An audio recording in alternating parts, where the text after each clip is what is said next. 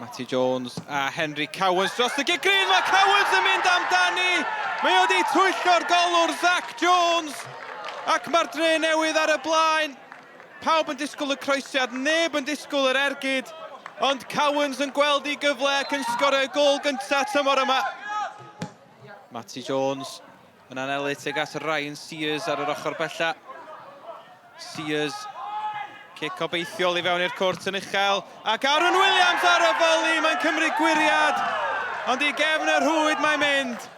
2-0 i'r Drenewydd, 36 munud wedi chwarae. Aaron Williams yn gorfforol, yn gry, yn dal i dir ac yn sgorio am yr ail gêm yn ôl yn ôl. Matty Jones ar arwydd, y bêl yn cael ei chwipio fewn, a Sutton ar peniad! Zach Jones yn cael 2 law ati, mae'n dod nôl oddi ar y trawst. Y bygythiad dal yno. Hwlffordd yn clirio am y tro. Sutton yn colli ddyn a'r peniad falle chydig rhy agos at y golwr. Henry Cowans ac Aaron Williams y sgorwyr pnawn yma. Yr unig ddau i fethu i cicio'r smotyn yn erbyn Hwlffordd yn rownd derfynol y gemau ail gyfle tymor dwytha. Yna gyfle arall fan hyn i'r Drenewydd. Robles yn troi, Robles ar gic hosan, ond mae'n syrthio i Aaron Williams sy'n sgorio i ail i bedwaredd y tymor yma ac mae drosodd rwan. O bosib yr assist weitha welwch chi y penwsos yma. Ond dim ots am hynny, mae Williams di sgorio, mae'n 2-0 i'r Robinied. Caden Low Williams, gorfod addasu wallt cyn gyrru honna ymlaen. Mills Evans yn cipio'r meddiant. Cowans rownd y gornel, Zeli Ismail yn gwbl glir. Os na bedwaredd i'r Drenewydd, oes yn wir, Ismail yn cadw i ben. Mae'n grasfa i Hwlffordd. Yr Adar Gleision oedd heb golli gartref y gyngrair ers mis Hydref y llynedd. Dyma'i colled dryman y gyngrair ers bron i 2 flynedd.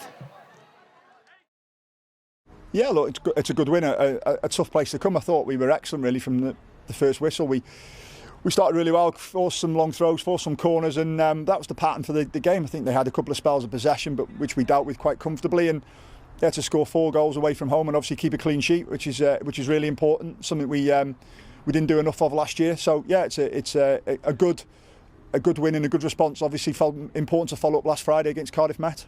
Tony, obviously not the result you wanted today. What are your views after the end of that? Well, not the performance first and foremost, but that's the third time Newtown have done that to us in my year as a manager. They're just better than us in every department, you know. And I have to look at myself first and foremost because I pick the team. I work the lads during the week, and yeah, I've got it wrong. 2 goals for yourself. How you feel about that? Great. Every striker wants to score goals, and to be fair, I think that's 2 of the best goals I think I've ever scored. But it's more importantly, he's helped the boys get the results. 2 great assists, apart from Louis' little shank at the far end. But I'll take him. I'll take any tappings, anything around the box. A goal's a goal.